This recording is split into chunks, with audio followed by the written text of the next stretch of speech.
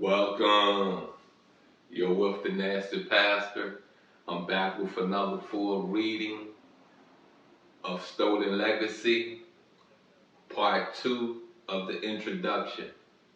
And before we get started, please go to my YouTube channel, subscribe, like, share, comment. Only Faith Ministries, Kemet Edition. Go on over there, do yourself a justice. Do yourself a favor.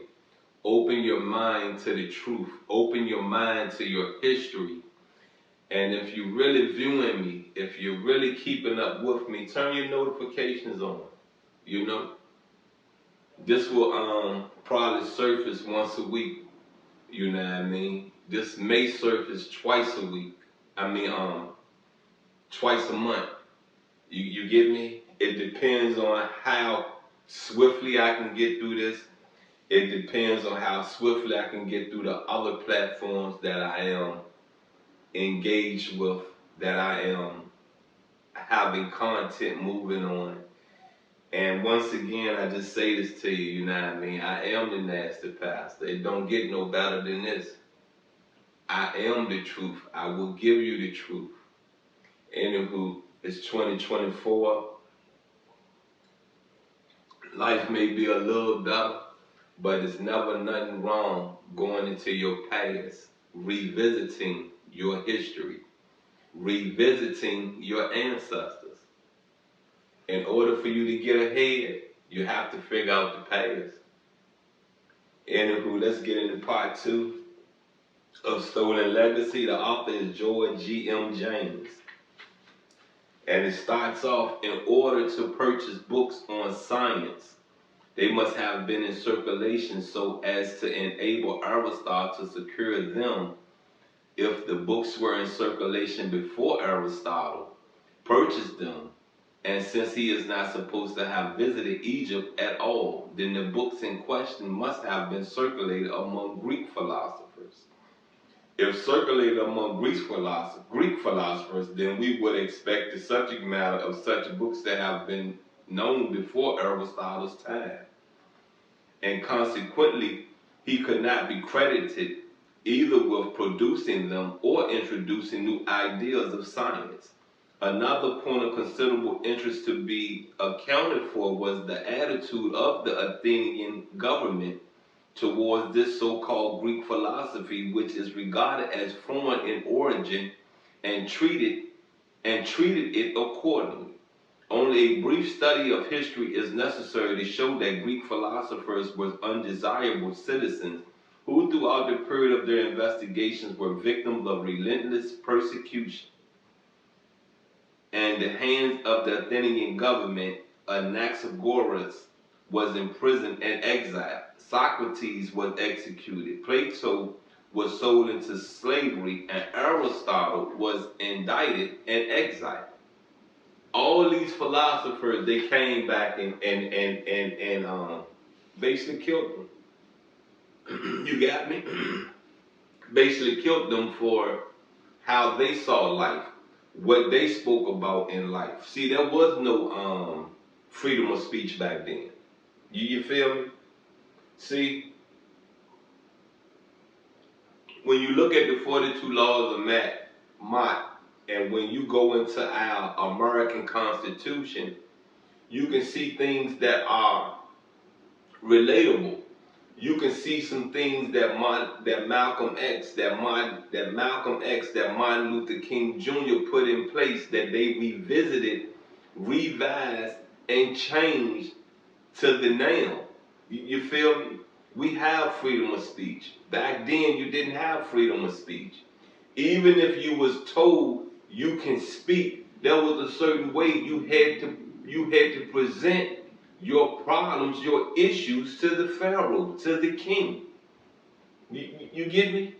You say the wrong thing, your head might be cut off. You say the wrong thing, you may be put out on a cross for the sun to burn you. You feel me? For the birds to peck at you. You get me? Things were very rough back then before Christ. You know what I mean? If you look at how we live now, we really have a lot of free will that we didn't have back then. You got me? There are laws that have been put in place that protect how we feel, protect our creations, protect our ideas, protect our inventions, protect the way we see life, the way we want to live. There are laws in place.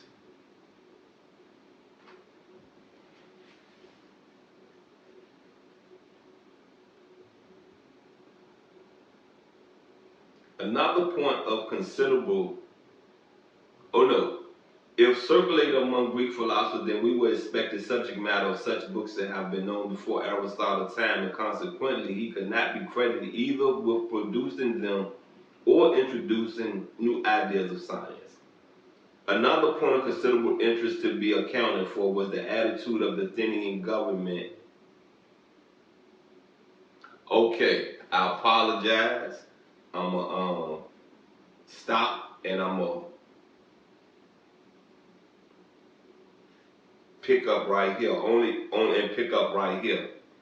While the earliest of them all, Pythagoras, was expelled from Croton in Italy, can we imagine the Greeks making such an about turn as to claim the very teachings which they had at first persecuted and openly rejected?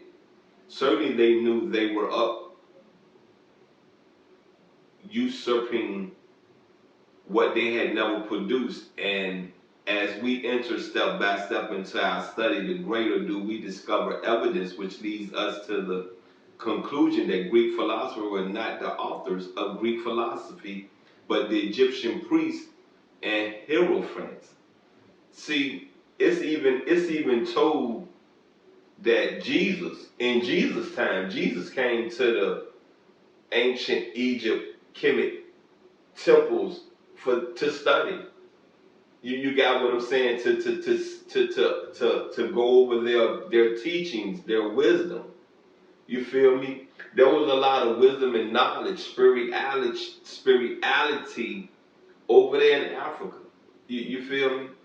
It was the biggest wonder in the world. You know what I mean? Everything that was going on in Africa was not going on in the other continents. They was not master builders. They didn't see themselves as gods. You got what I'm saying? They learned this coming into Egypt. They learned this because we allowed them to come into our world, into our teachings. You feel me?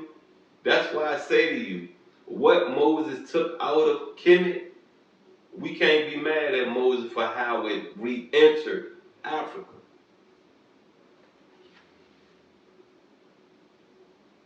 Aristotle died in 322 BC, not many years after he had been aided by Alexander the Great to secure the largest quantity of scientific books from the royal libraries and temples of Egypt. In spite, however, of such great intellectual treasure, the death of Aristotle marked the death of philosophy among the Greeks, who did not seem to possess the natural ability to advance these sciences.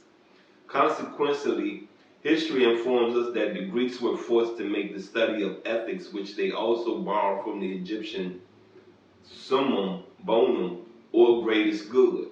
The two other Athenian philosophers must be mentioned here, I mean Socrates and Plato, who also became famous in history as philosophers and great thinkers. Every schoolboy believes that when he hears or reads the command, know thyself, he is hearing or reading words which were uttered by Socrates. But the truth is that the Egyptian temples carried inscriptions on the outside addressed to neophytes, and among them was the injunction, know thyself. Socrates copied these words from the Egyptian temples and was not the author. All mystery temples inside and outside of Egypt carry such inscriptions, just like the weekly bulletins of our modern churches. Peep this out. You know, here I am talking about monuments, building structures, constitution, judicial system, military. What did Socrates and Plato do? went over there and stole some of our philosophies and brought it back over there in Europe and claimed it to be theirs. You feel me? Look, once again, I am the Nasty Pastor. We're wrapping up part 2 of the introduction of Stolen Legacy, and I just want to say this, you know, I feel wonderful to be black. I feel wonderful to be an African. It don't matter that I was born in America. I feel wonderful to be an African. You get me? I know who I am. I know why I went and searched more and more within the Kemet culture, because I went there to know myself. As it says, know thyself. Anywho, please go to my YouTube channel, Only Faith Ministries, Kemet Edition, subscribe. Put your notification on. You got me? Anyway, I'm out. I love you.